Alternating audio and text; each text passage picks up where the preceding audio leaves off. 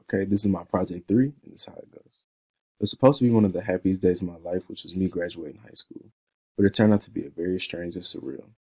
And I know this is a great accomplishment, but something just didn't sit right with me while I was there, and I couldn't put my finger on it.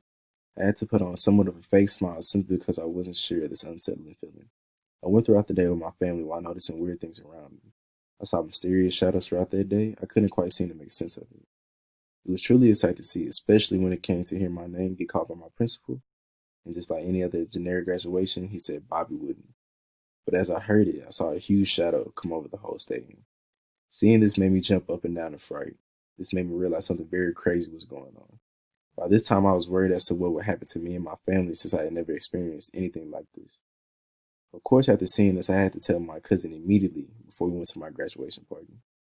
After leaving the graduation, it was time to go to the party, where everyone I consider family would be there. But it wouldn't be a regular party since I had the knowledge of weird things that were happening over my head and in the town. To most people, this would be their graduation party they dreamt of since they walked in for the first day of their senior year. But since I've been seeing so many weird things, I couldn't react how I wanted to. It felt as if it was scary, but not blown out of proportion just yet, since I didn't want my family to be scared or overreact. As we were all talking, joking, and enjoying my aunt and uncle's barbecue, my mom pulled me aside, with my dad and uncle as well, and quickly asked, "How come you haven't been in a good mood today?" We finally graduated on to bigger and better things, which of course led to my dad and uncle both nodding their heads in rhythm to indicate what she said was the truth. I looked around the house to slowly see if any of the mysterious shadows that had been following me showing up. All I could say back to them was, "Mom, I've been seeing scary figures all throughout the day, and I don't know what to do." My uncle chimed in and quickly asked me, "Nephew, are you serious right now?" I've been seeing them as well, but I didn't want to sound crazy. My mom and dad looked at us in fear simply because they couldn't relate to what we were going through.